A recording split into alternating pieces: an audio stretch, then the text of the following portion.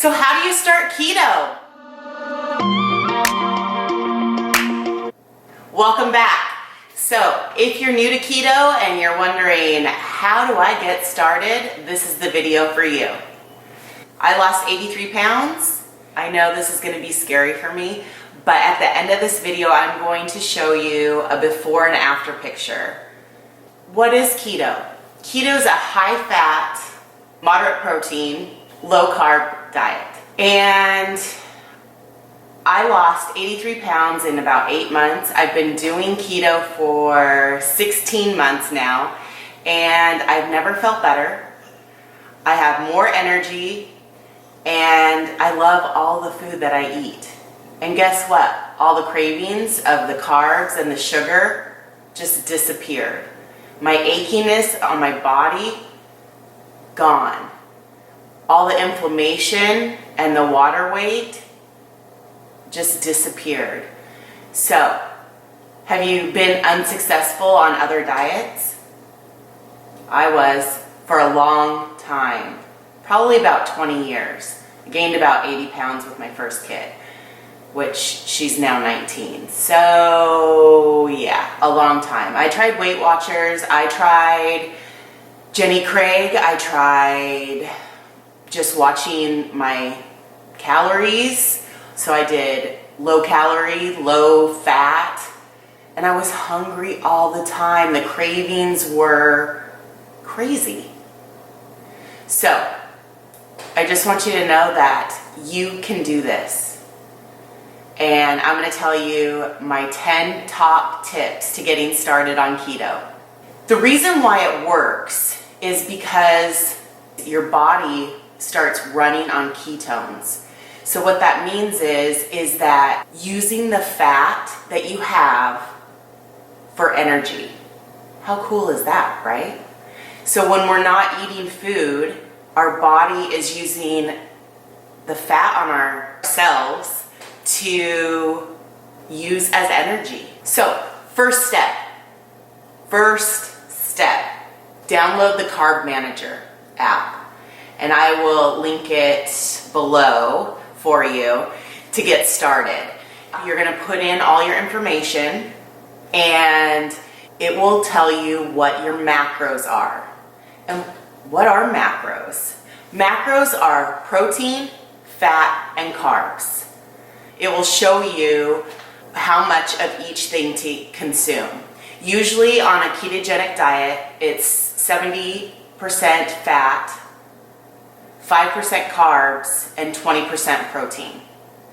When you put in Carb Manager, it will tell you, you just go down, click ketogenic, and it will tell you how many grams of carbs, which it'll be 20 net carbs or lower. It will tell you how much fat you should consume, as well as how much protein. Stick with that. Track a normal day of what you would consume on the standard American diet, the SAD diet, just so you can see how many carbs you're consuming in a day. I did this and it was astonishing how many carbs I was consuming. I lived on carbs. I was addicted to carbs. Do you feel that way? So, number 2, the first week, just focus on keeping your carbs low. That's it. Don't worry about your fat and your protein. Just worry about how many carbs you're consuming. Look at labels. They put sugar in spices, and those keto items that you'll find in the grocery store, look at the nutrition label, because a lot of times they have a lot of carbs. Like the cauliflower pizza crust, I was so excited to find at Costco. I turned it around and it had just as many carbs as a normal pizza crust. They might have used a little cauliflower, but they also used a lot of rice flour. You want to be very vigilant of what you're purchasing.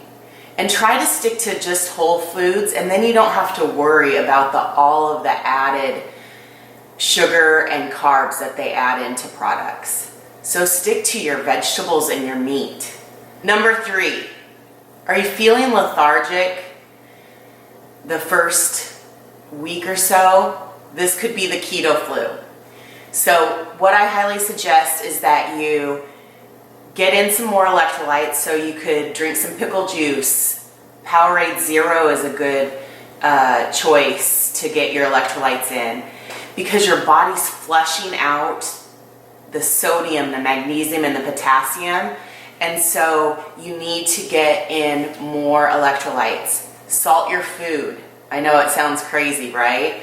But when you salt your food, you're going to be retaining more of those electrolytes.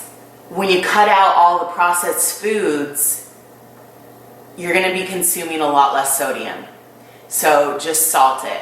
I also take a magnesium supplement in the evening time, and this helps increase my magnesium, but it also helps me sleep, which is super nice. And if you're getting cramps in your legs or whatnot, that could be a magnesium deficiency. So definitely think about getting some magnesium supplements. Okay, number 4, your second week on keto. You got through the keto flu. Hopefully you're not too tired and you're raring to go. I want you to start weighing your food. Get a food scale so you can start weighing your food and start tracking all of your macros. Okay, so you're going to be tracking not only your carbs this week, but you're going to be tracking your protein and your fat. Now what you want to do is you want to start hitting your protein goal, because you do not want to lose muscle. You want to retain your muscle. So you have to hit your protein goal. You want to stay lower than 20 net carbs, and you want to use fat as a lever. If we're still hungry, if we increase the fat level, it's going to satisfy us. So when I say stay under 20 net carbs, what does that mean? What's the difference between total carbs and net carbs, you might be asking yourself. So the difference is you take your total carbs. So let's say an item has 10 total carbs. In that product, there are 4 dietary fiber. There's 0 sugar, but there's 2 sugar alcohols. You deduct the fiber as well as the sugar alcohols, and you get your net carbs. So in a product like that, it would be 4 net carbs. So start reading your nutrition labels. This will help tremendously. Or you can scan the item into Carb Manager, and it will tell you how many net carbs. It's super easy. That's why I suggest downloading it. It's what I use all the time. Number 5, the do and don't list of keto items. So what kinds of foods can you eat on a ketogenic diet? Okay, so we're gonna eat meat. We're gonna eat protein, right? We're also gonna eat vegetables. Leafy greens are great. Green beans, cauliflower, broccoli. The list is pretty endless.